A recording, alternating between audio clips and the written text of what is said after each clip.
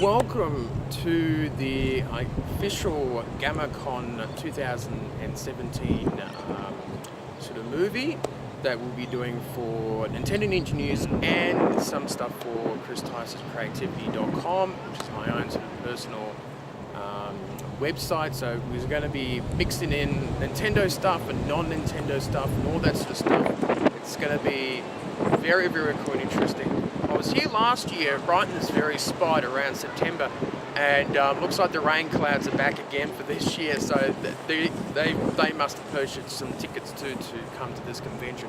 So we're going to be trying to film different people in cosplay, video games, trying to chat to different people and things like that. It's going to be an interesting convention. I'm quite happy to be back again, doing this for a second year. I remembered getting quite exhausted doing all the filming last year, so it's good to have the batteries recharged and heading off again. So I've already had a bit of a look, got my pass, and I've looked around some different games and local indie developers in terms of making video games, and it's looking good. A lot of people here, a lot of happy people, lots of vendors, lots of local talent and things like that. So I'm looking forward to see what's out there.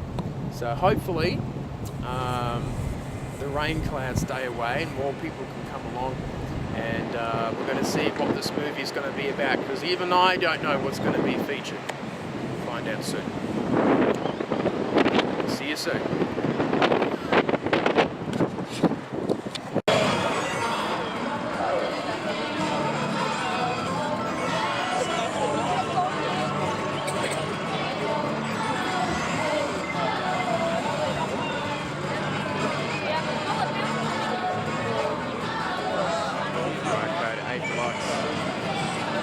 The Nintendo Switch, having its debut at GAMMA.CON is Super Mario Sunshine for the GameCube. GameCube's around 16 years old now.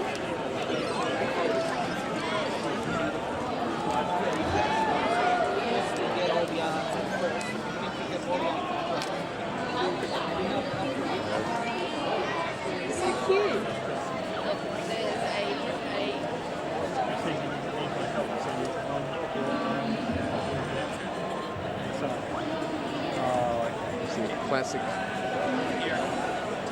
Banjo-Kazooie, Nintendo 64. I assume those bouncing things are meant to be dangerous. They don't seem very dangerous. Super Mario All-Stars, Mario World game. This is looking great. Yeah, that's not very fun. The Sega Mega Drive. And World of Illusion.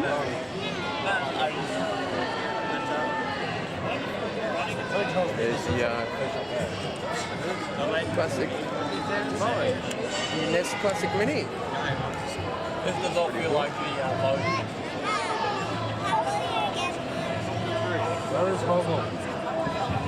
Using the original NES console, Teenage Mutant Ninja Turtles. It's pretty cool. Another Mega Drive. Sonic the Hedgehog 2. Great to see.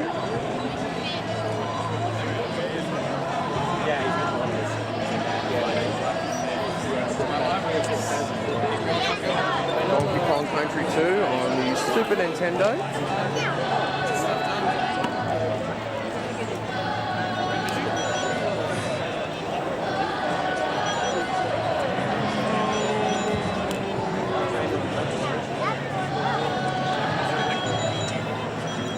Mario Kart 64, another favourite of mine. There's Crash Bandicoot Racing. Excellent.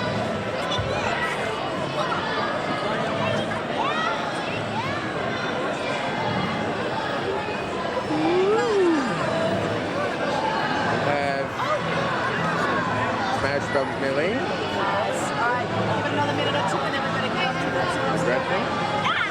And yeah, look at the Wii U here, which looks like Captain Toad's tracker. Great little game, this one. Of course, we have Breath of the Wild for the Nintendo Switch. Wonderful game.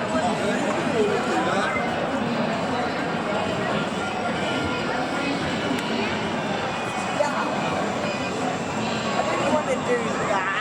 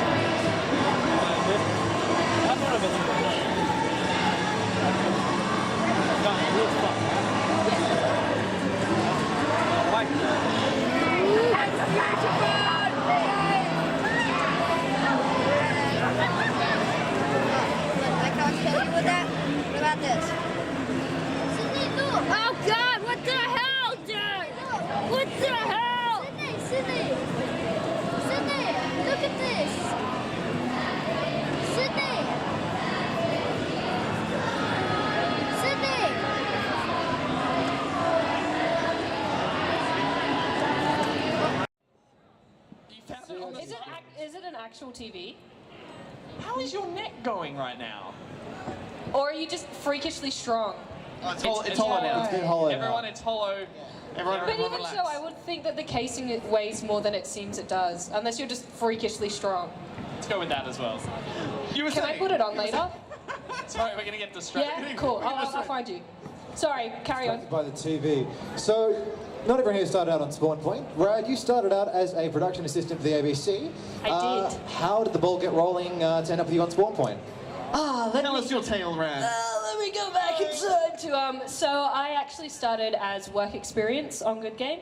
And then after I did the week of structured work experience, I went into Janet's office and was just like, I really like it here. Is it okay if I come back and volunteer one day a week? And which technically you're not supposed to do, so shh. But she was like, yeah, absolutely. So You went shh with the microphone on. I know. So I did that for a year and a half. Do you remember what you brought into the office at the end of the week of work experience? Because I do. Mate, I brought several things. I was trying to butter you all up. She totally It brought worked. on. You made custom tea bags.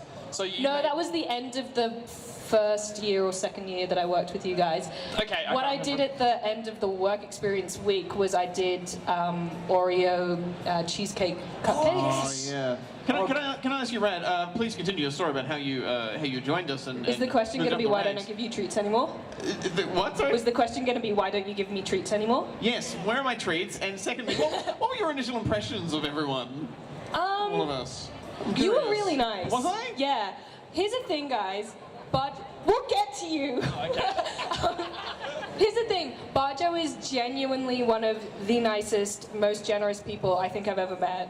And I say that in like, just absolutely truthfully. I remember I had been there for maybe like 3 months and I was still in uni and I had to do a uni assignment where I had to do like a little radio podcast fake piece thing. And my group didn't have any boys in it and we needed a male voice for one of the parts. And I was just talking about it at work experience and he's like, oh, you know, how's uni and stuff? And I said that. And he was just like, why didn't you get me to do it? And I was like, why would I get TV's Barjo to help me with a uni assignment? ABC2's To help me with the uni assignment. And he was just like, yeah, I would have done it. Like, why didn't you ask me? He was genuinely like, I would have helped you. Why did you not ask me? And I just thought that was really sweet. It went from friendly to threatening. Why? Yeah, So I'm nice but threatening, basically. pretty much. Which is the best you can hope for in this life. What do you think of other people in the office, Rad? What do you think about Goose? What do you think about someone like So Goose? Sam was really quiet. Don't talk about Sam. Sam's gone now. This is going to sound mean, but I don't remember. No, I want to know, honestly. No, I don't remember. Oh, you don't? Oh, is that insulting that you actually don't remember what Goose was like? But to be honest, no, to be fair, I only remember what I thought of Barjo because of that interaction. Joe, because I was scared of him. And Sam, because I was sitting at his desk one day and then he came in and stood behind me and was just like, So I was impressionless. I left no impression whatsoever. I thought you were nice and very talented. There we go. I saw some stuff that you cut. I totally milked that, by the way. I was like, I'm going to get something positive out of this. And then my next impression of you was, wow, this guy really like milks for compliments. Yeah, he feeds off other people's love of him. No, I saw some stuff that you edited and I just thought that you were incredibly talented. Oh, shucks, Rad. I don't know if you guys know this as well about Goose, but he does quite a lot of the editing and special effects for our stuff. He made the intro titles for Spawn Point. He did all the special effects for the Star Wars BC, if you guys remember that on Good Game. I can't remember. He did stop, a keep worm. going. He did a worm recently. I don't know. He just does really, really incredible stuff. And I look at his things sometimes and I'm just like, I don't even understand how you can do that and also be a presenter and all the rest of it. So yeah, he's Thank you, Rad. incredibly That's hardworking and very, very talented. Okay, that got really real all of a sudden, so thank you. Yeah, I've seen all the grey hairs slowly form over the years from the amount of work you do, Goose. I like how long it's taken to, like, I haven't finished this story. Yeah, no, please continue. Do Continue the you story. guys want to hear the story? It's not that interesting. Yeah, no, keep going. I want to hear it. I want to hear it. Where did you go from being an intern? Then I got part-time for about 1 day a week, then 3 days a week, then eventually full-time as a production coordinator, which is the person that does everything for everyone else. They're basically the runner and the person that does all the admin and talking to all the different departments and sorting stuff out. And I did that for 2 years. Really that long? Wow. Yeah, it was a long time, full-time, for 2 or 3 years. Eventually started doing some stuff on Pocket and Well Played. And Well Played was our esports show where we it's okay, no one watched it. delved into That's esports. So a few people watched it. It was neat. I watched it, but that's because I was on it. It was great. You know, there's very few esports shows out there, and It was a lot of I'm fun so too. proud of By the way, just the quick work that one. people did on Well Played. Anyone watching the Dota International? Yeah! What's your team? EG. Good luck.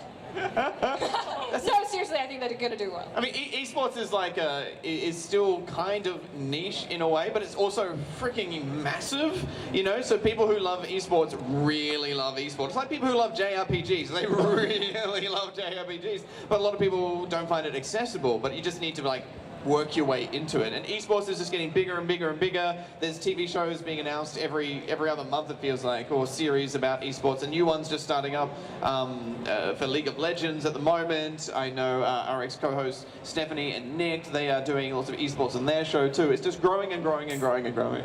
That was the fun thing about doing Well Played. It's such a challenge, but it's really just exciting. It's hard. It's hard. It's like figuring out how to do it, right? And how to make it interesting to watch and also explain what's happening in the match. It's like you're trying to tell a sport to people who have no conceptual idea about what the sport actually is. Like if you told me, like, try and understand, well, for me it could be any sport. Try and understand rugby. I'd be like, what? Like trying to explain how rugby works to me would take a long time. And then Same being esports. like, that play was cool because of all these external Yeah, factors. for these 80 different little things that Little they built tiny into their reasons character that or make things it they picked. amazing, And, yeah. That's true. Trying to explain anything to me takes a long time. It's true. Sledging begins. Being thrown from the audience, There's some S posting happening here. Yes. And then you were doing Well Played. Yes, so I did Well Played, filled in for Hingers while he was away for a couple of weeks, and then he decided to leave and go to Riot. So ended up doing that for the rest of the year, and then... So, Riot make League of Legends, so Hinger's left You're to so go and be a, well, you need the context for You these do, sports. but I just forget to give it. He now travels the world and does a lot of stuff on Twitch He has a and really presenting nice for League suit. of Legends. And he's always in such a nice suit. And it's real perfect for nice him. suit. Because Hinger started off as an esports contestant and professional, and then you can only do that for so long, and you kind of need to make a choice. Am I going to be an esports person, or am I going to try and live a normal life? And also, like, once you get over 25 for a lot of esports, you just lose the reflexes a little bit, I hear, for certain games. 24. 24. And you also, well, real life starts taking over, right? And it's harder to break into it like any sport, really. Yeah, and it's also just not kind of a lifestyle that's conducive to living. Healthy living and sleep. Yeah. So, Rad, how did you get onto Spawn Point? Oh. I'm just here to reel it in, guys. Don't worry, they're gonna keep going. Thanks. Then Good Game died. Rest in pieces. And Spawn Point was continuing, and they wanted to replace Steph. They needed another host, and because I was already so in the team and I'd already done stuff with like on screen for the show, they were like, "Hey, you want to do it?" And I was like, "Yes," and I love it. It's so good. I love doing kids TV. To throw some compliments back at Rad, because she was so nice to us before, Rad has just so much energy and she's so fun to work with. She's perfect for Spawn Point. She's doing lots of other ABC Me stuff now as well. You know, they're just in love with her, and it's just working with you like gives us energy. So you know, thank you just to throw some compliments back at you. Thank you. Yeah, and Gus. I don't remember Rad that well, so I can't say anything nice about it. I'm actually curious. Do you remember what it was like when you first, like, early meeting me? Yeah. You came in with a shaved head. Oh yeah, that's right. So that left an impression, but no, you were super helpful, and you were one of those. We get a lot of work experience, and they range. If you remember what it was like doing work experience, sometimes you get there and you don't know what to do, and sometimes you get there and you like dance around in front of everyone. Rad was the perfect mix of like super helpful, and then wasn't there when And out of the way. and then out of the way, and so I remembered that very My well. first work experience was in an editing place, like for all those videos that you watch in school, like you know those how to be good at taxes videos, all those things, yeah. And I did it for one day, and then the rest of the 4 days I actually just hid in a room. No one said anything, so it was a great week. Because you didn't like it? I didn't People were like mean? it. It was too adult, and I was not ready okay. for. I'm still not ready for it. No, I'm not either. So. Moments working the show over the years, and I look back, obviously it's so sad for all of us when it ended this year so suddenly, but all I do now is look back with pride of the work that was done by all these awesome people who made me look good every week, which was nice of them. And just pride of that work, and yeah, and joy, pride and joy now. The sadness is slipping away, just proud now. But one of your big successes lately has been your live streaming on Twitch. Has the success of that been shocking you at all? Or it's been such a joy, you know, because like, I wanted to have an outlet to be able to do my nonsense, and I wanted to still stay in that adult space, because important for my career, but also just my mental health. I really wanted to not miss out on all these awesome dancing, that we couldn't cover at Spawn Point. And so I started streaming this as a kind of a test. I thought, look, I'll do this 6 months and I'll dedicate some time to it, see if it's something I like to do, and see if I can connect with an audience there. And it's so fun. And people Well, you would have seen some stuff of me showing off a few of the retro consoles here at GAMMA.CON. It's been good fun so far. I've talked to some of the local devs about if they may be bringing some of the games to the Nintendo Switch. It's a little on and off. Some seem to be interested in it, others seem to be a little lukewarm. I'm not too surprised based on how the Wii U went, and obviously, releasing things on Steam and PC is much easier for them. Obviously, when you're doing video game consoles, it is more difficult. So, fingers crossed we might see some local talents here in Canberra for the Nintendo Switch. But it's been fun going around mingling with people and things like that. It's been really great. I'm here in this room where they're doing more different drawings and cutouts and things like that. Let me show you just a couple.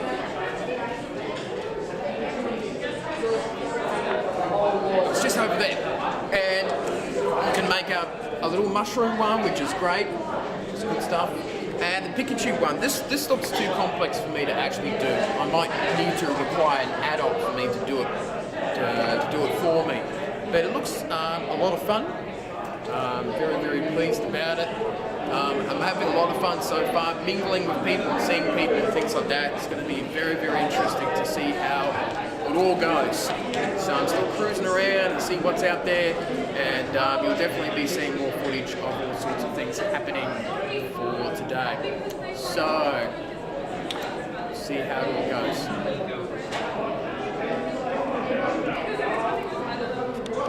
Battery. Okay, it'd be like the best. Ran out of battery. She ran out of battery. Why did you guys run out of battery?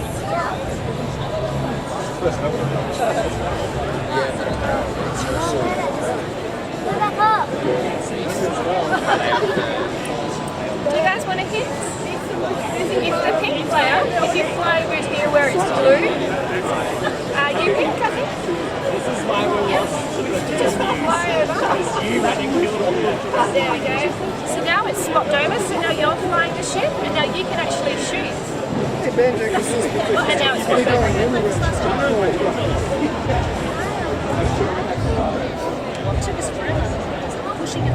So if you press maybe A to shoot. Yeah, the green button. The green button, yeah. There we go. Oh, nice shot. Now it's your turn. Hit it, Anna, hit it. No, mate, our family.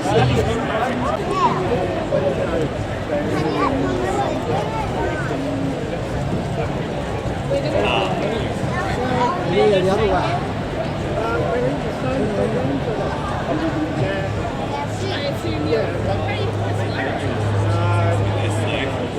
It's not there now. Yeah, you're shooting. So because you're a blue player, you can actually shoot the blue. Actually, I was thinking it was more like an inspired like breathe an extra life. No. Oh no. I didn't think anyone would know. So why are It's nice raw. giant pills? Yes. Killer. What's it off?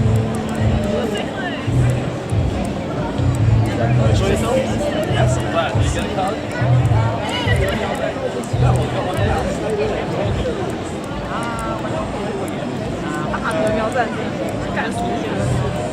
I feel like Noah would find success as a streamer if our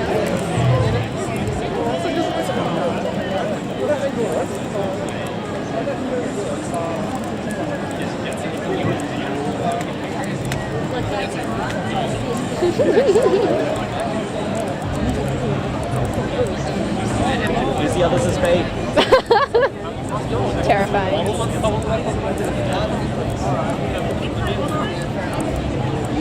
Oh my god!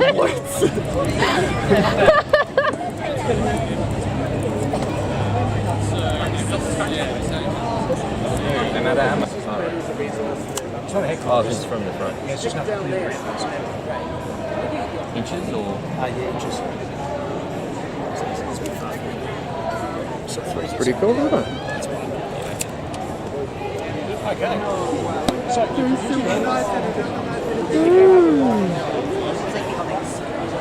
because in theory, the Learn to Play was eventually held before the game came out, but the ship got lost.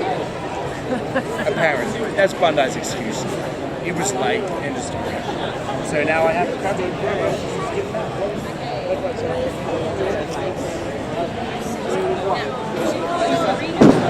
Oh, Sky, another board game that looks fascinating.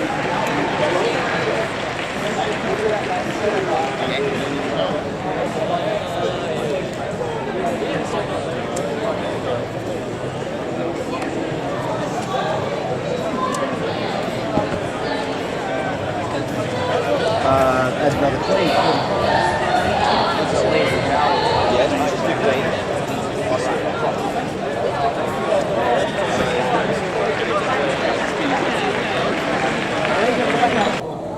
Some old Pokemon stuff.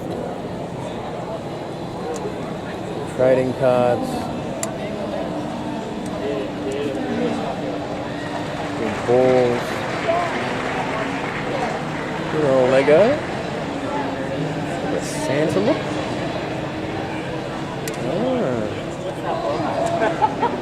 Wait, what else?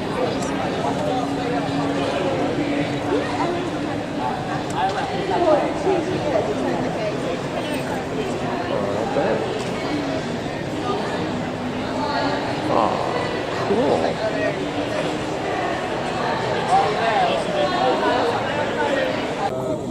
guys wandering around the steel armor. Look at this. You can ask them about the quality of our product. It's pretty damn good stuff. Yeah, like they go out like really. Yeah. Differences that, you know. Yeah, people will come by and like, you see it over like a few years, people will come by and be like, oh, it's just pretty and then 1 year they'll just come up and be like, I want the full set. And then That's why we do the soft subscription now. like $2,000 or $3,000 on stuff. Actually, someone, you know, punching me in the face. This was cool. What can we do for you, Eddie? Oh, I just having a look around and seeing cool stuff and my YouTube channel and that. So yeah. So where are you guys based? Well, of Science and Swords, we're based out of Melbourne, and you know, we do ship nationwide. We supply to a bunch of shops nationwide. So a lot of the products that you see here, you can actually order through the Game Traders and Tegrenon. That's our Canberra distro. Although we are looking for a couple more. And we supply the live action roleplay community and like theater and film companies with prop weapons and armor. Yeah, so the armor isn't actually a prop. The armor is very real. Really good. Melbourne. Oh, that's not too bad in terms of. I can put this on the channel.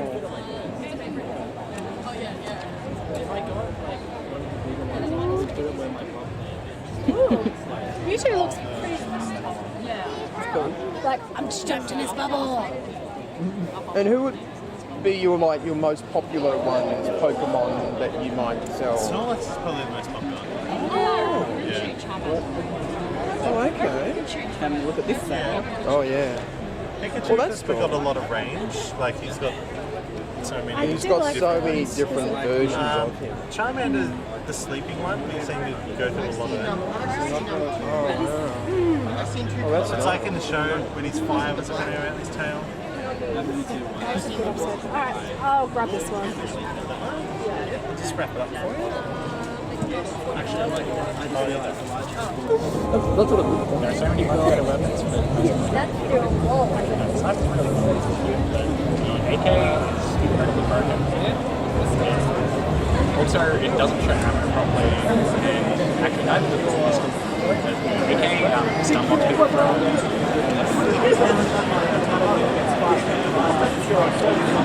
AK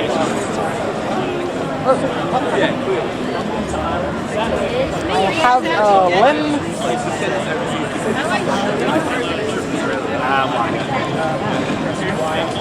Mike drop it in the big old fire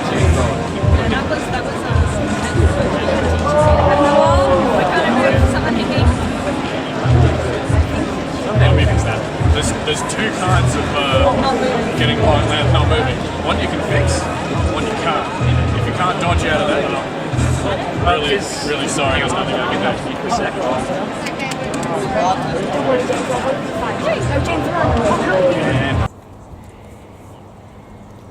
So welcome to day 2 of GAMMA.CON. We're just here sort of early. It's nearly around 10 o'clock in the morning. I'm back again as media and presenter of another panel. Yesterday I did the Canberra YouTubers, which I felt things went pretty successful. People were quite happy. I've got my little hoodie jacket on. The wind's not too bad. For some reason, every expo or convention I go to, it's only been 3, it's always windy, something like that. I might just have to get used to it.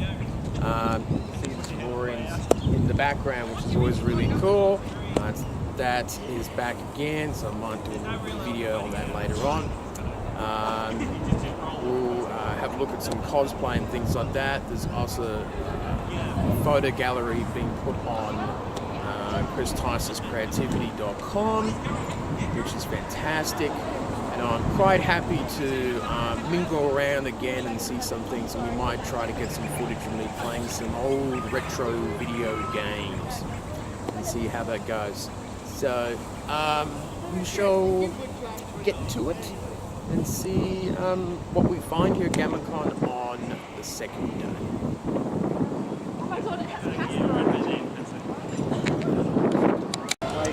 Alright, this game is Sonic 3D, I suppose, for the Mega Drive. So, the big competitor against the Super Nintendo. So, we'll see how this goes. Oh. Whoa. Oh. Boy. Yeah. Oh, controls feel a bit wonky. Whoa.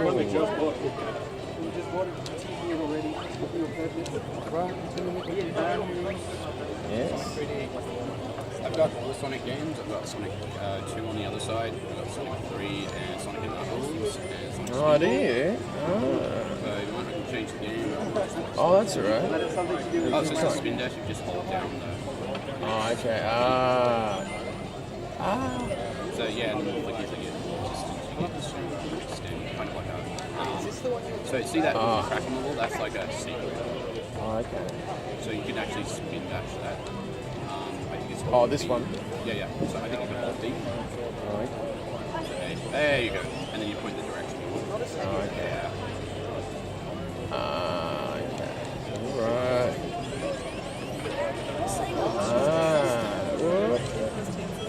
Sega System. This is even older. And special stages, just like the Sonic games, you need 50 rings. Except this time, every stage has Tails and Knuckles hidden somewhere. You give those 50 rings to them, they take you to the special stage. Oh, okay. That cannon, if you jump into it, will actually take you to Knuckles. Oh, okay. That's right. Yeah. Special stages are pretty good. It's like a sort of like the ramp. Oh, okay.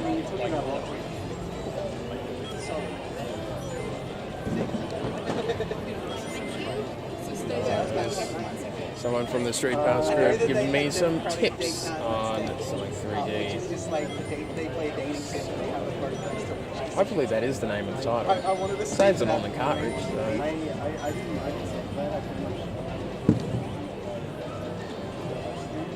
Which was fucking hilarious. Like, was that the thing?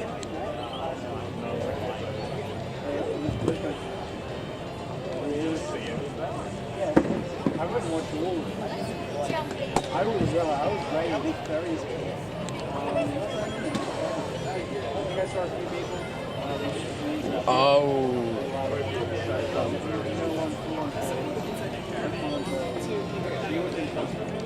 But yeah, no, it's that was definitely an experience. I really going into it.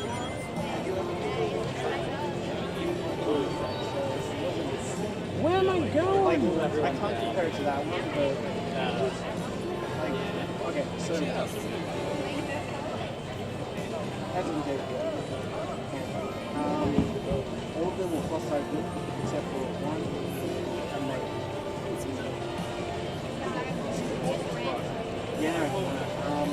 like, helps for them to join, but I didn't get the Well, that was fun to play for just a little bit, but it feels weird, the controls, doesn't it? Very different. So, back in the old days. Go find some more games. Alright, we're here to play a little bit of Mario Kart, which is great. Do they have the expansion pack on this? Oh no, they don't. That's alright. So the old controls. Bloop. Alright. Oh. Now, what shall we play? Oh, this is super tight. It's pretty tight, this. I always have to play as Yoshi. It's a given rule.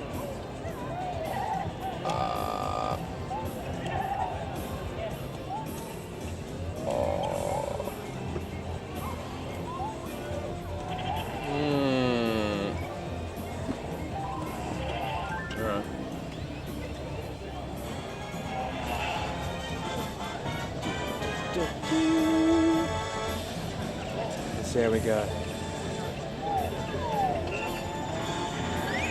Oh no, bad stuff.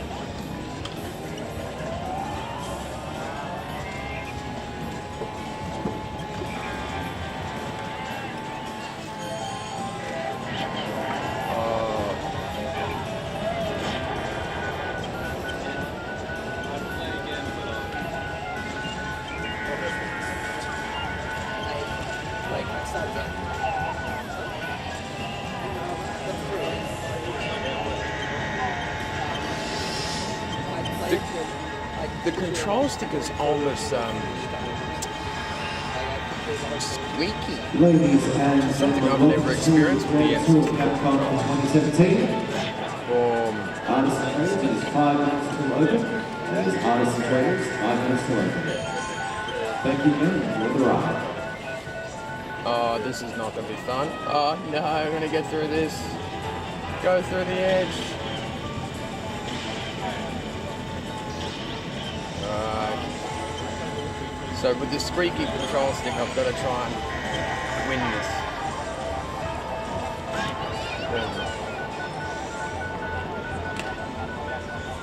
Just pushing it through.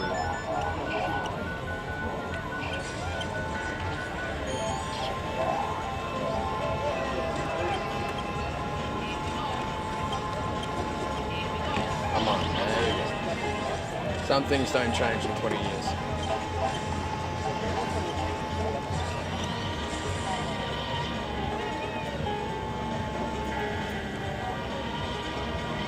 Oh, damn it.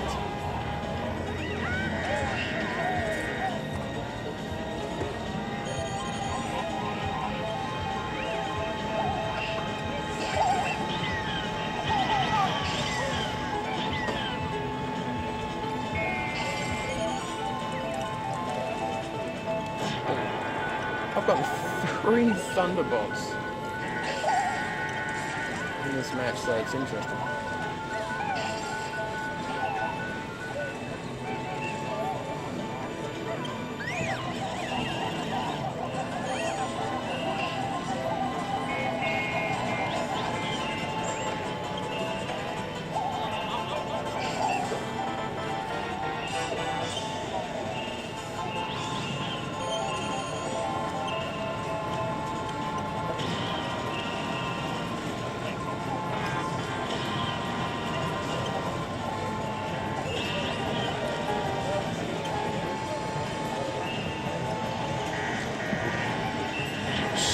I shouldn't have done.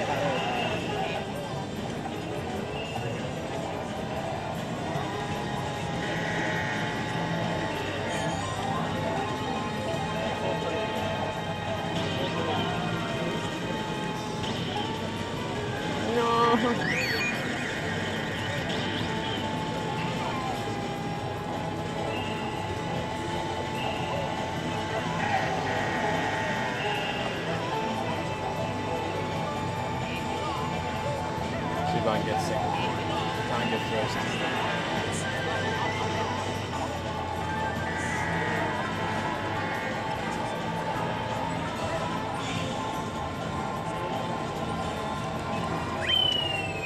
Is this better? Oh. Alright, let's see if I can spot it.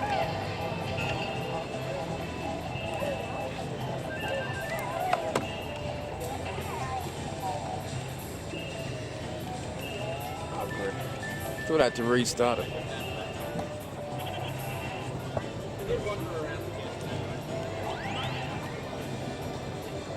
You may notice a difference in time.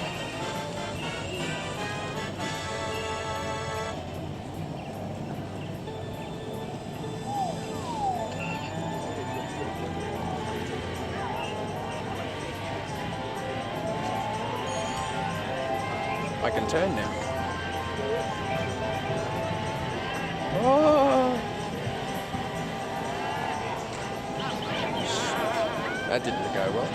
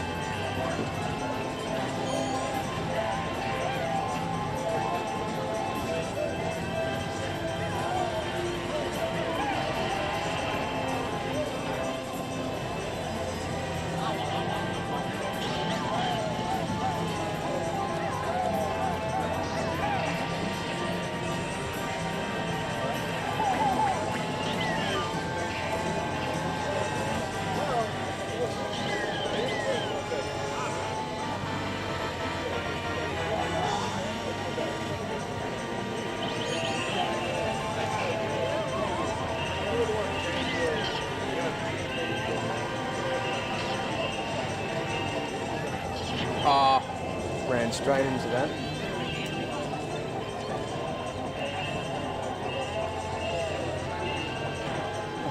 Missed the item.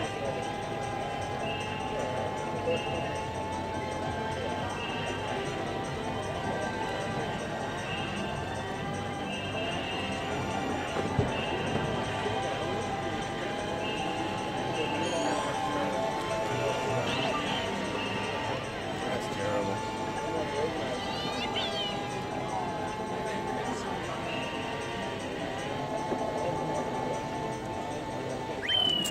That's all right.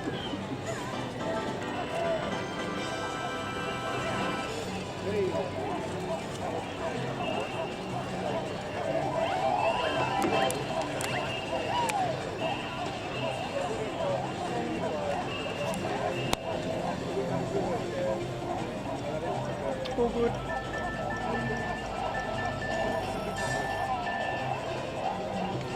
Well, we did all right.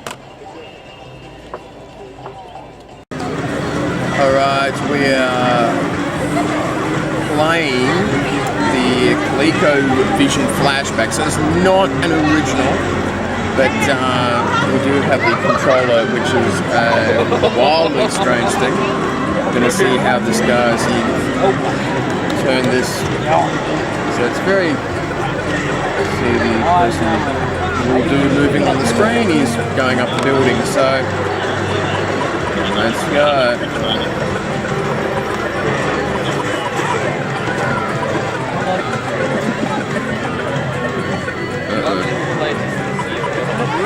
Oh, come on, I wasn't even touching it.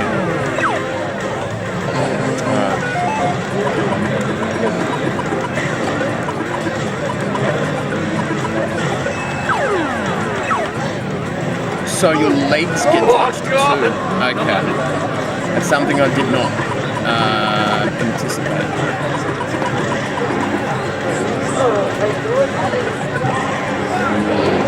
One push goes up like that. Level 3. Oh, what? Okay, release at level 3. Oh, go.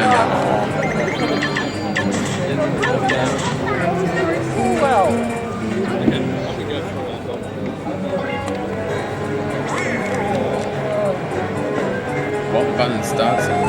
Okay, the star button on the controller.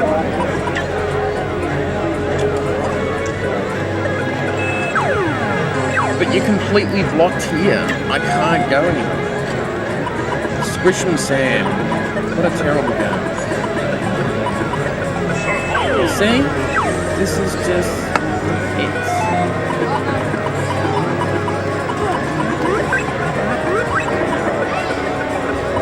Ladies and gentlemen, Can he just move his legs up? Acoustic set from singer-songwriter Mary Amber.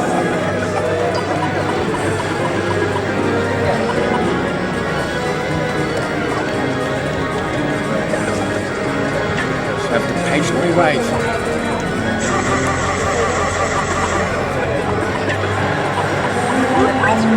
Number 3.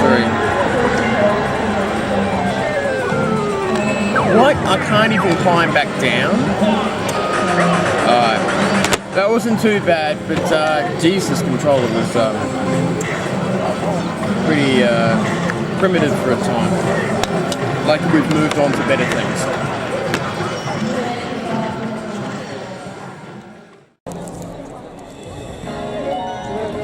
This is Chiefs land, so see how these races go.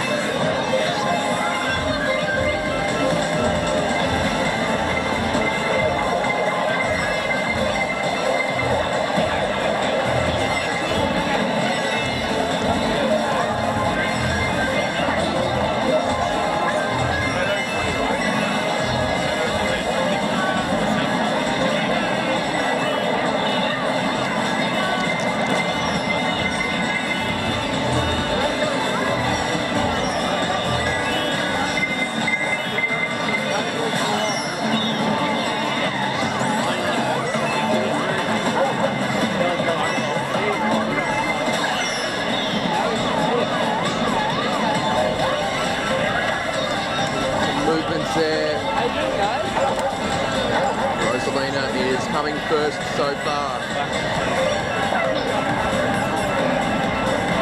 Second lap.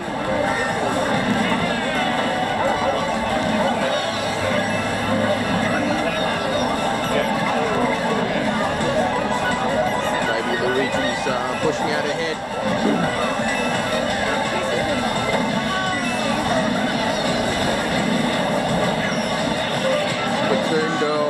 One really good feature I would like about this game is in the course selection screen to have just random, so you don't know what course to pick, you just let the, you know, the game pick itself. You'd think it would be there, but it's not.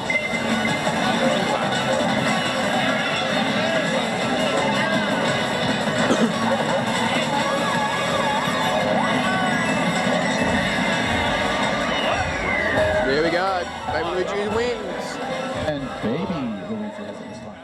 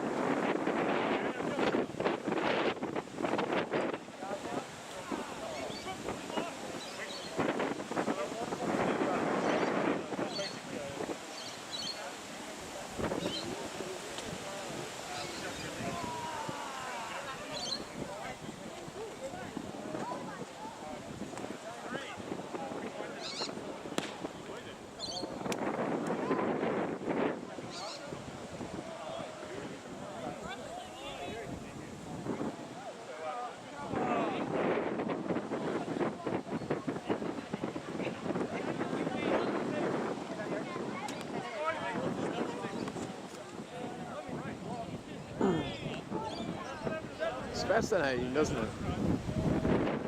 And those weapons that they use are excellent.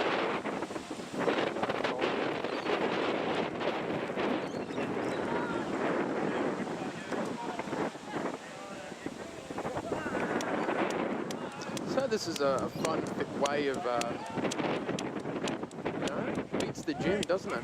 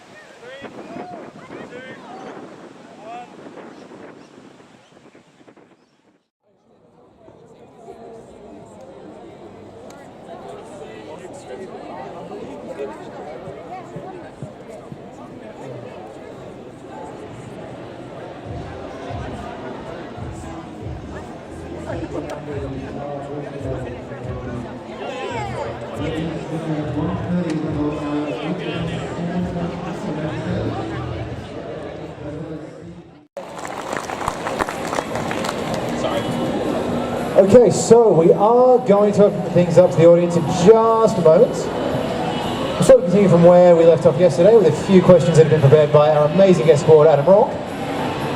Can you explain to us the process of reviewing a game for your show and just how much work goes into this sort of thing? You say reviewing? Reviewing, yes. Sorry, we've got Mario Kart blaring behind us, so everything is going to be slightly difficult to hear. Yes. The process of reviewing a show, reviewing a game for our show. Yeah. Oh, firstly, who here doesn't know who we are? Hands up if that's right. Well, we host a video game show on the ABC called Spawn Point, and we do stories about video games and gaming culture, and we review video games. And we review games as well. Well, should I go first about my process? It seems like you are going first. Oh, when we get a game to review, you know, we all kind of divvy up the games in the office, and one of us is always like lead on a game, and we will play that game the most, and then we kind of swap the games and play them and talk about them, and then we write scripts. So I will sync depending on the game. If it's like a small game, you know, you can kind of spend a day with it and understand the game completely. But sometimes longer games take a few days, so you kind of play as much as you need to. And as I play, I write heaps of notes, and I'm capturing pretty much everything I do in the game. And then I'll write like a base script and talking points, and then we'll work on that in like a script read and a meeting. And then after we've shot the review, I'll go through and I'll log all the footage that I've captured to specific points in the review and hand it on to the editor, and then the editor edits it, and then it gets signed off by me, and then signed off by our series producer, and then our executive producer, all the different chains, and then it goes through a sound mix, and all the sound gets mixed, and that's the whole process basically, and then it goes on the internet. That's pretty much it. I have nothing to add. It's as simple as that, and kids, you can do that yourself. But I guess that's a technical process, but the thought process, I mean, maybe you guys can elaborate on that. For me, I like to think about like what worked, what didn't, what they were trying to achieve with the game, what I really liked, what was new, and how does it compare to other games in the genre, I guess. I personally like to play a game and get a general feeling and a vibe of it, and use that as kind of my baseline. And after I have a feel of whether I like it or not, I start to dig into that more and start to get more critical about it and look at what works, what doesn't, why do you like it, why don't you like it, and then also look contextually as well. I think that can be really important. So obviously a game that is made, you know, for something in particular, so made to be a short experience, it's going to be very different to a game that's made to be very big, and you have to look at it in that context and say, well, does it achieve what it set out to do as well? I agree with both your answers. Thanks. I get, money comes into fact as well. Like with a shorter experience, sometimes. Well, how much they pay us? How much they pay us? No, how much? No, we didn't get paid anything. We're government funded. It depends on like if the game, you know, if it's a short experience but it's $30, you have to kind of like readjust and go, okay, well, was that a valuable experience? I personally really like short games now. Maybe it's because I'm getting a bit older and I don't have as much time to play everything. Games. So short games are great. Like a 4-hour game, I know I can smash that out in an evening and have a like fully rounded experience. But something like Mass Effect Andromeda, I will never finish that game. There is not a chance. It is just too big. Andromeda wasn't that long. I know, but it's too big for like because I have to do everything, and it's too big for how enjoyable the game is as well. But even like anything over 25-30 hours now, I'm like, it's just a little bit too much. It's funny that it is sometimes our job. So if we get a game that we really like and we're reviewing it, we're playing it for a long amount of time, you'll come into the office the next day and you'll have bags under your eyes, and it's like tough day. It's like I just had to play it all night. It was 4 in the morning. I finally put the controller down, and then you're like, hang on, if that's the worst thing I have to do at work, then I got to consider myself pretty lucky. So we take it all with a grain of salt. We're being critical, but at the same time, we're still letting ourselves have fun with the game, or when we can. What's the longest number of hours you put into a review of a game? It would be Breath of the Wild that we reviewed earlier this year. I did that review with you, so I probably played the most because I stole the Switch in the office and I just sat in the room with the lights off and I played it in the office. He played it in the office and like, I think you were there till 10 at night, quite a lot of later than that, but I set mood lighting and I got a little comfy couch, so yeah, if there's something we like, it's hard to put the controller down and not give it a 5 out of 5. You've got to be critical at the same time, so it is a process. I think the one that I put the most hours into was Portal Knights. Oh yeah. You love Portal really Knights, got into that game. It was lots of fun. Yeah. It's this beautiful like Minecraft-esque kind of game, but it's kind of. But it's kind of it's like. Sorry. It's like kind of RPG elements to it as well. Yeah, it's beautiful. Portal Knights has really got a really satisfying feel to everything. Like it's good to see Minecraft clones that are not a clone. Like they're trying to do their own thing. You know, because Minecrafting is a genre now. I think for me, maybe DayZ is the most hours, or maybe one of those big MMOs like Guild Wars 2, but I'd put hundreds and hundreds of hours into DayZ, I think, before we even wrote about it. I think maybe. It's hard to draw the line sometimes, but we do it. We've got to do it because, you know, lots of jobs. There is a point there, like, just lastly, like, you reach a point where it's like, if I put another hour, 100 hours into this game, I'm not going to learn anything new about it. I'm just doing it just for fun. You can write a play guide afterwards. You've been covering a lot of live events lately. Has there been a bigger push to cover events such as RTX and E3?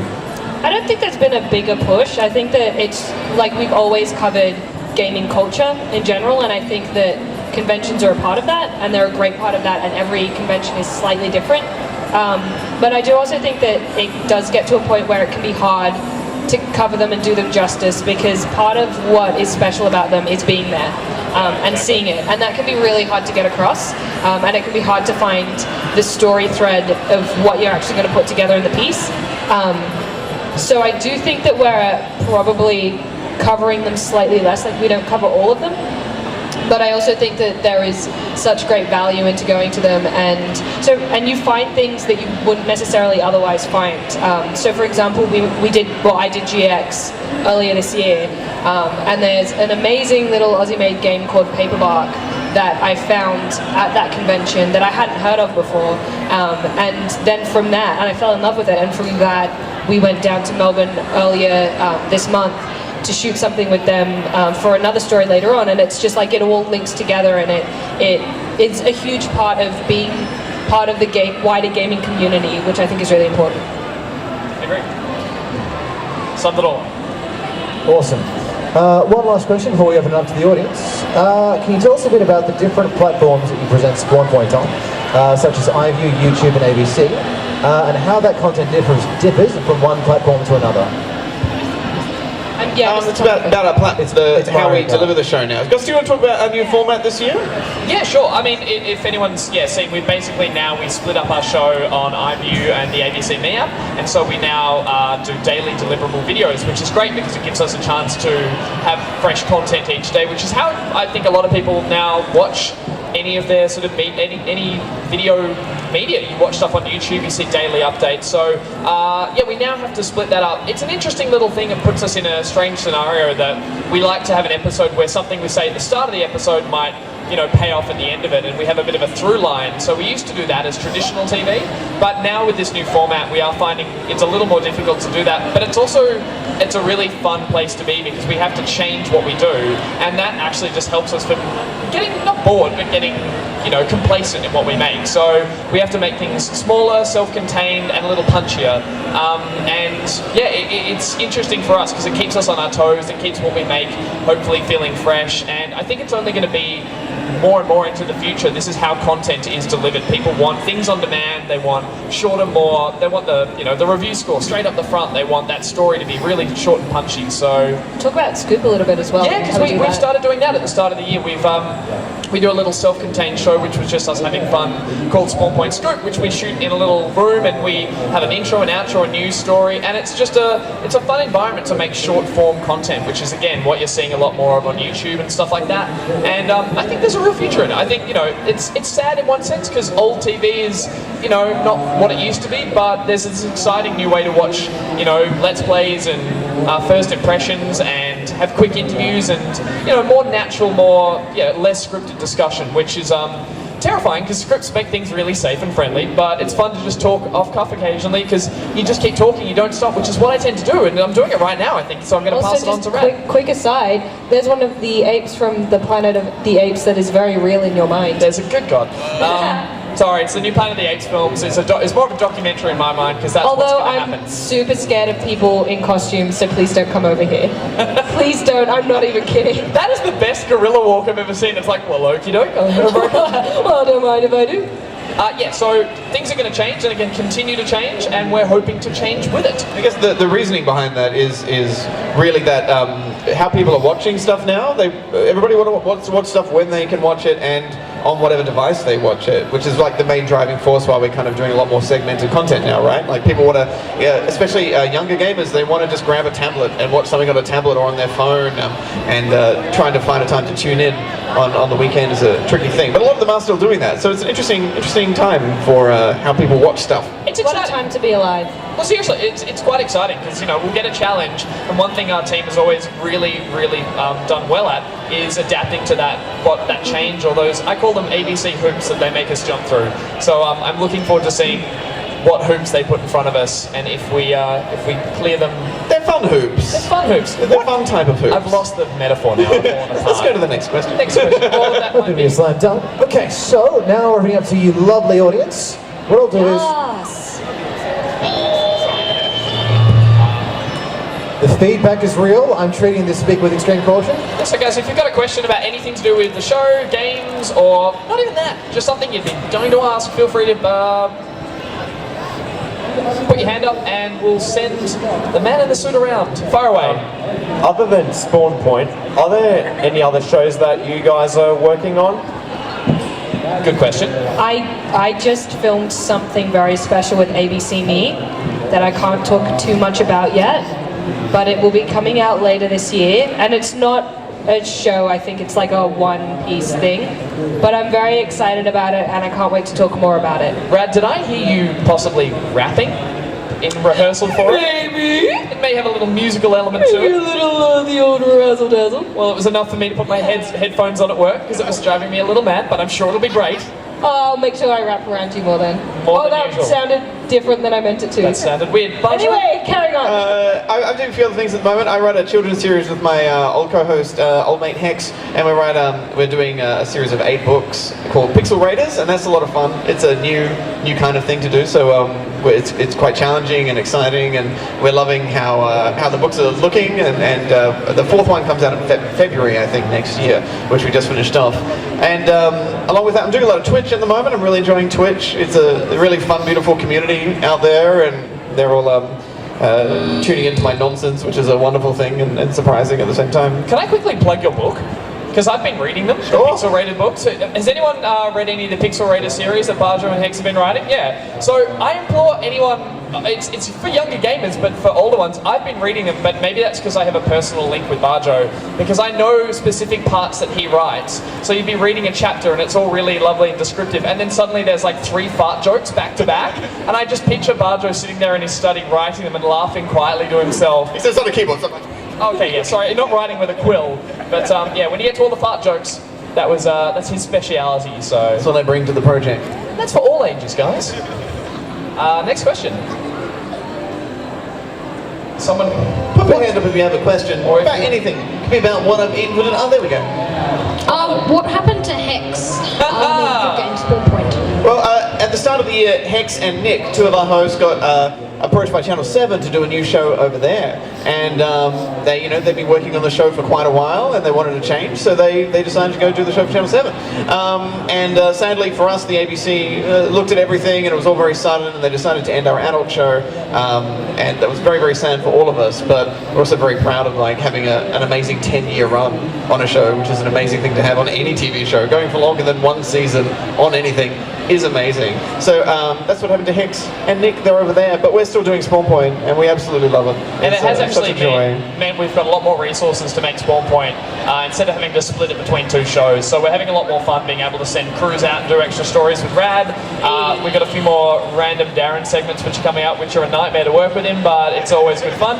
And so, like a good nightmare, like one of those ones that you're happy you wake up from. Like a good nightmare. Darren's very difficult. Darren is a very demanding robot. Very demanding. So yeah, means we can have a lot more fun with it at this stage, which is what we're doing. So that is that question there. Next question, down the front here. Hello, young sir. Will you review Undertale for PS4? I heard when You said will we or when will we? Will we? When or like? Well, I suppose they're both the same. Oh, will you? Yeah, we talked about this. I think we will, because I reviewed it originally on the big show on Good Game.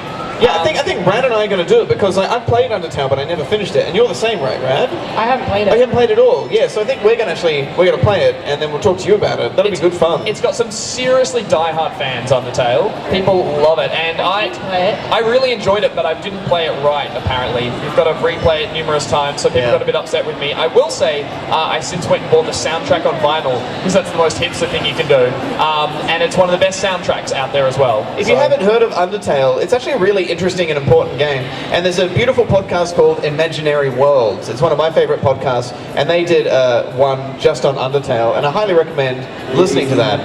And just that podcast in general. It's fantastic. It's all about the worlds that we create and why we suspend our disbelief in those worlds. Cool. Next question. We have Ash down the front. My question is there going on? Is there a boss in the Netherworld? Is there a boss in the Netherworld? I assume you're referring that's into Minecraft is in the underworld. Is there a boss in the Netherworld of Minecraft? Well, there's the Ender Dragon. There's the Ender Dragon. End, but that's the end. That's in the end. I mean, there's the giant dragon, the Ender Dragon, which I've only faced once, and I did it with the help of someone at work. Yeah. I don't know if I should be admitting this to people, but I did not do well.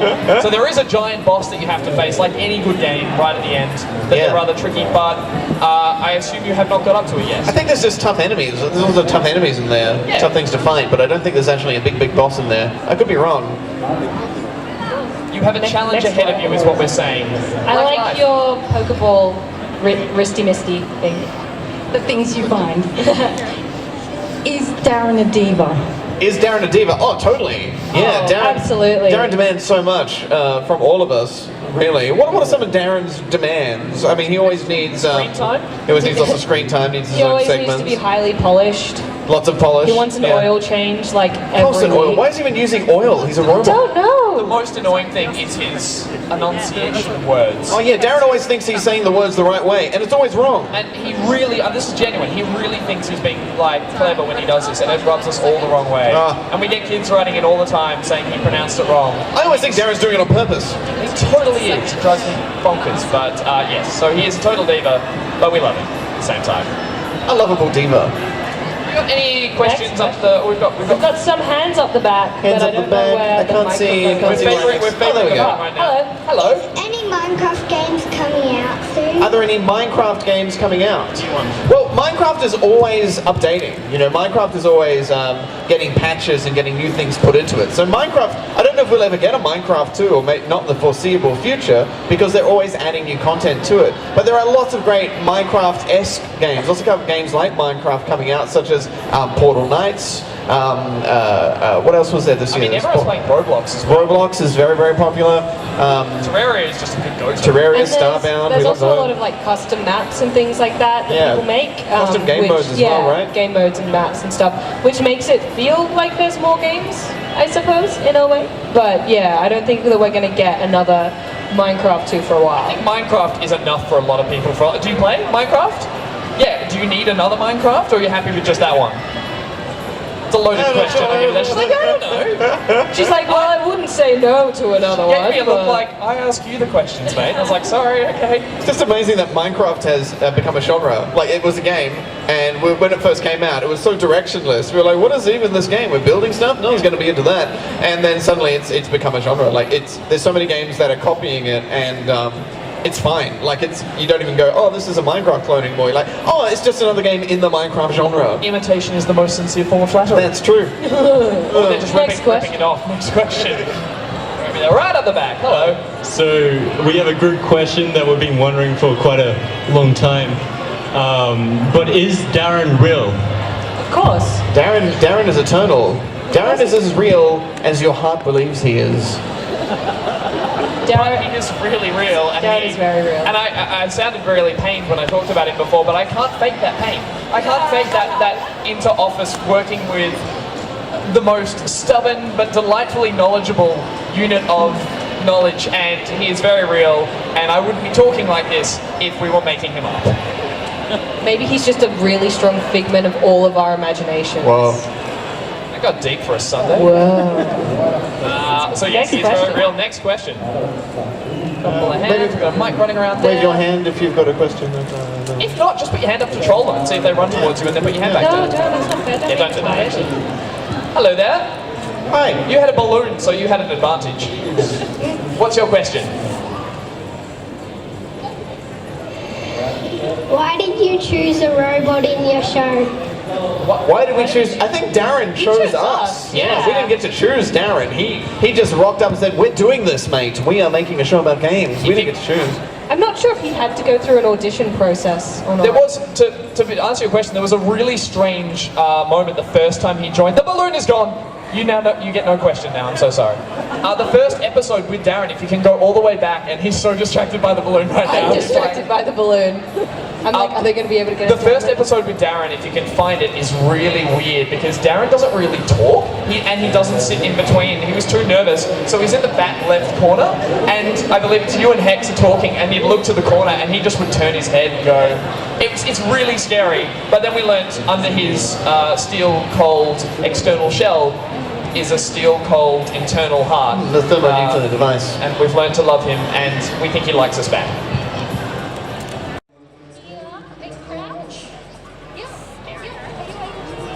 Oh, that's fun. How's that for a photo? Are we able to get everybody in? Get together. Right, squish together. Squish together. Why are we squishing? Anyway, just so we can get you. How's that for photography? Is that okay? Look at all these lovely faces.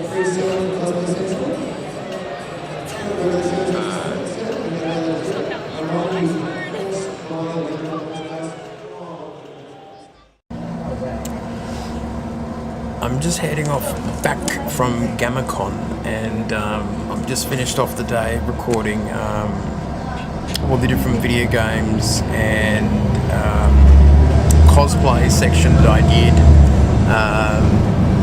I didn't really end up interviewing people in that. For some reason, I just wasn't in the mood, or maybe my anxiety was a bit funny in that.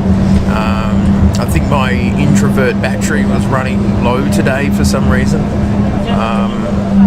But I was happy with what I filmed and that. I think it would be good content for people for Chris Tyson's creativity and Tendon Engineers and all that sort of stuff. So I'll be quite happy to see how it all turns out. But I'm just on the way home from the Canberra City Civic back home, and I'm looking forward to having a bit of a rest. So I'll head off home, and then I will do my little final part back at home in a nice warm room with a couple heaters going. So yeah, but I'm just on the bus here, and it's looking a bit dark with the clouds, but it's sort of happy to report that the rain did hold off and only maybe lightly drizzled coming back home or being at GAMMA.CON today. So it's nice to see that. It's good to see it. So I'll keep on waiting on this bus. So.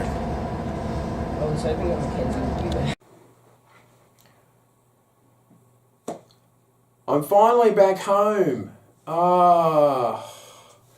Another movie's done. Well, technically two, because, and I'll explain that a little later on.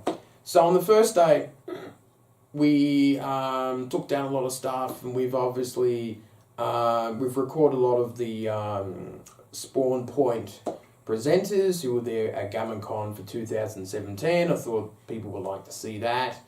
Some questions and answers and things like that. Personally, I don't watch the show, but I'm sure that there are people out there who enjoy that sort of stuff, and that's cool, that's okay, and really, really good.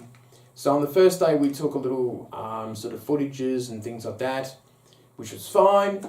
So the second day sort of rolls along, and I was feeling a bit tired, to be honest. I think my introvert battery was running out, and I decided to film me just playing some snippet games here and there, which was okay. I thought that was fine. There was some footage that was just canned because it wasn't good enough, which I was a bit upset about.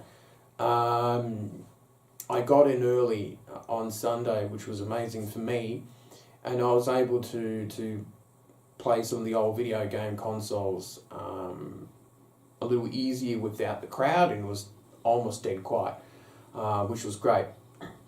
And I also sort of decided not to do interviews with people and things like that because the noise is really, really hard, especially with the video recorder. And the noises of conventions in general is quite difficult for me. Normally you have a lot of noise and things like that. And generally I don't normally interview people with cosplay and that unless they sort of have like Nintendo sort of cosplay stuff and things like that. But to make up for it, for some reason, I decided to record the cosplay presentation on Sunday, which was the second day, which is almost 50 minutes long. So you are still going to get about 2 hours of content, but in 2 different sort of movie style presentations, which is great. So there's a lot of content for people to sit back and watch and have a look at, which is great. So obviously, I had a couple badges, which was nice. I don't get many badges because I don't go to conventions, you know. I won't be going to any other conventions and really sort of places interstate for this year. Not going to EB Games and things like that. It's a bit too difficult. So we're going to be focusing more on different type of videos and continuing with news from Nintendo Ninja News and my own creative stuff. So all that media stuff, which is great, was all done. The presenter stuff was something out of the blue about that, which was another one. So I can officially take them off, which is great, because I'm tired. So the presentation stuff, I did the Canberra YouTubers on the first day, which went really well. I was very, very happy about that. And we talked a lot about YouTube and the branding and things like that, and the big scary part about editing. And as you know, with Nintendo Ninja News, we don't particularly edit so much. We sort of keep it a very free-flowing sort of a thing. Even the way this movie is put together is kind of like a vlog diary sort of mashed together with a convention, you know, even with the EB Games Expo one, you know, you see me going around on a train, you see me walking through a train station, through Sydney and the backpackers and things like that. So it's sort of, you're sort of seeing not just the main event, but sort of me going there and coming back and obviously this final part here. So that's sort of how Nintendo Ninja News is kind of made, and even non-Nintendo stuff, which we will put up on Nintendo Ninja News. Why not? I think people don't mind me doing that. So that was sort of the general gist of the Canberra YouTubers. The second day was broadcast gaming, which people know I've tried it in the past. It hasn't really quite worked out because of quite poor internet. Generally seems like the channel's not very interested in that sort of stuff. They prefer to see my face, which is quite insane. But it's just something like with Nintendo Ninja News, we're always mostly into opinion stuff and presenting news and doing specials like this when, you know, instead of those quick 2-minute videos, we go off and do a big hour to 2 hour movie thing. It's sort of like that treat that you get every 6 or 12 months, which is always great. And we like to do more of them in the future. Not too many, but just a couple more treats during the year. So we did the broadcast gaming and that. Wasn't quite my field, and you know, chipping in a few ideas here and there. So I got through that, and that's when I did the cosplay stuff and recording more of the Spawn Point stuff. I thought that would be some material to throw together. It would be very good. So GAMMA.CON itself, I think went quite well. I think that it looked busier. I think the setup was nice, all the vendors down here, sort of like a stadium thing. So down below, as you saw in the movie, had all the vendors and the video game section and the board game section. I think they got the layout right. So whoever did the layout did a really good job. And I think that was one of the issues maybe last year about that. So I think that was a really good thing. I was a little concerned about having the artists up above the top of the sort of stadium thing, where the chairs were that you saw, and up there sort of worried that maybe people wouldn't go up the stairs and sort of deal and sort of see the local talent there. One other concern that I noticed, as some people said about GAMMA.CON, was the entry, which meant that you had to go up a lot of flight of stairs. Now, people who have accessibility and mobility issues would have a lot of problems. If you were in a wheelchair, you could have been stuffed. Now, I think there was definitely a way to go, but they didn't advertise it very well. I think there was like a pathway. You have the normal stairs going up and the pathway that sort of bends around like that, normally at different sporting stadiums and things like that. So it wasn't quite as advertised for people who have disabilities or crutches or wheelchairs or mobile scooters and things like that, or for the elderly. So maybe that's something for GAMMA.CON to look at for next year. I think the one other issue that I saw was maybe a lack of an information desk. They sort of had it, I think last year they had it sort of on the other side of the AIS sort of building, but I could not really find one. There was a ticket place and there was a place to buy some badges and merchandise of GAMMA.CON, but it wasn't clear to me. I did not know if there was an information desk, if people were lost or are lost or found or anything like that. It wasn't clearly sort of advertised, I felt. Maybe it was in the guidebook or something like that, but you do still need to sort of highlight it, you know, in big bold letters, because you're dealing with the public, and to be honest, you know, not everyone has a high IQ at times. Some people just don't notice it. They'll just walk right past an information desk or places like that. So maybe it wasn't quite advertised because I didn't notice it there. So apart from those two little flaws, I think GAMMA.CON did really well. I think it's definitely, I felt like there was definitely more people attending than last year. So I think they've done well. I think the only suggestions I could think of is to just keep on expanding and sort of adding more varied content and things like that. I think maybe next year, to entice people to grab those weekend passes, is to have certain guests on a certain day and other guests on the second day, which would be great. You know, it would entice people to go, oh, these people are turning up on the Saturday and this other mob's turning up on Sunday. Oh, better just get the weekend pass. That'll be great. So different content on different days, because if it's too much the same, then I think some people will go, I'll just you know, go on the one day. That should be fine. I'll be able to see everything there. So that could be a good idea too. Maybe they could also extend the opening hours a little more, because I noticed that, like even Sunday, I think it started at 10 o'clock and it finished up at 4. So it wasn't too long. I did a panel for an hour, let's just say hour and a half, and that chewed up a lot of the time on the second day. So I was kind of in a rush to get the filming done and all that sort of stuff. I know that the EB Games Expo, because it's really the only example I can use, because the only other type of convention expo that I've ever been to, and they started at 9 and they finished up at 7, 8. But in defence, you know, this is a big paid company, multi-million-dollar company, compared to a group of volunteers that put this on, a non-for-profit. So there's a massive difference, and there's a sort of unfairness when I do try to compare those two. But I think in terms of last year and this year, it really does look like that they've taken a lot of suggestions on board, and the event has definitely matured. You know, it's definitely it's growing up. I would say that the first few years, it was like a bit like a kid.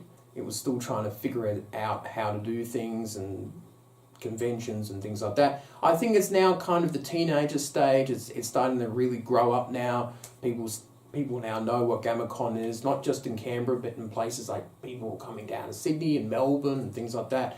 So I think as the years go on, you know, it's been around for 4 or 5 years, and who knows, by the 10th anniversary, it could be a really big event for people to go to, you know, and could be a well-known sort of pit stop for fans of cosplay and pop culture to go to, and on the calendar for each year. So I was quite happy for it. In terms of my creative website, we got all sorts of photos, which I did this time last year. I didn't take a single photo. Oh, why? But it's okay. It's fine. It's fine. It's fine. I did take a bunch of photos this year.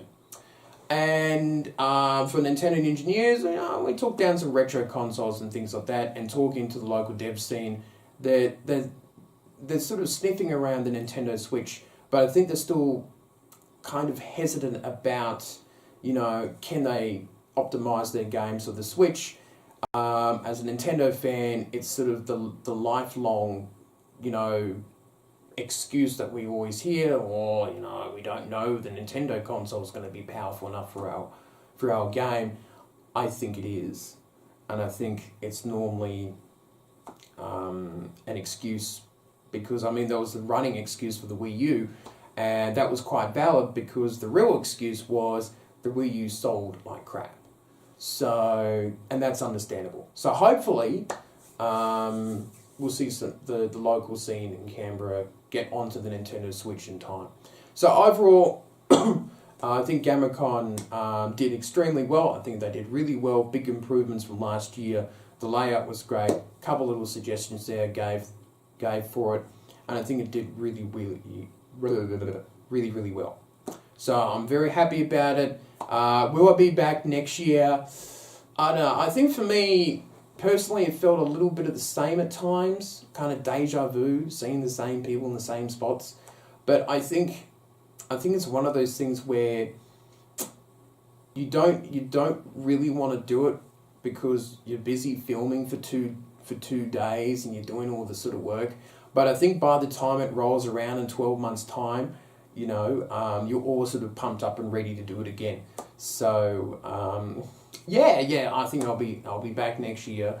Be like my 5th year, and hopefully I'll be allowed back in for Nintendo engineers, and you know, doing the whole photo stuff for my website, christysonscreativity.com. So I think it'll be great. I'm happy about it, and I guess this brings to a close the GAMMA.CON movie for 2017.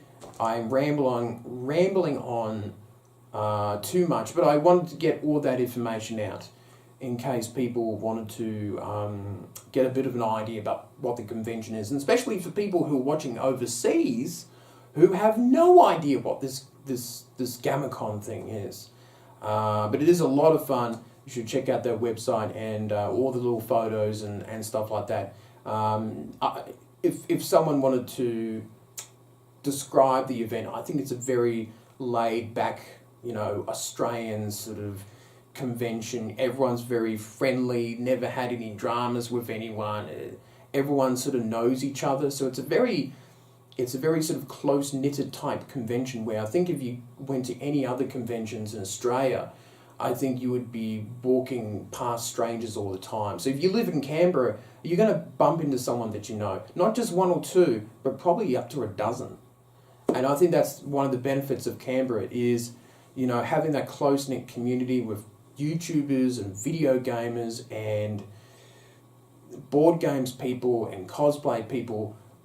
They all sort of know each other, and I think the reason why GAMMA.CON can continue to improve and do really well is of that sort of, you know, Canberra's a small place. It's a bit like Springfield.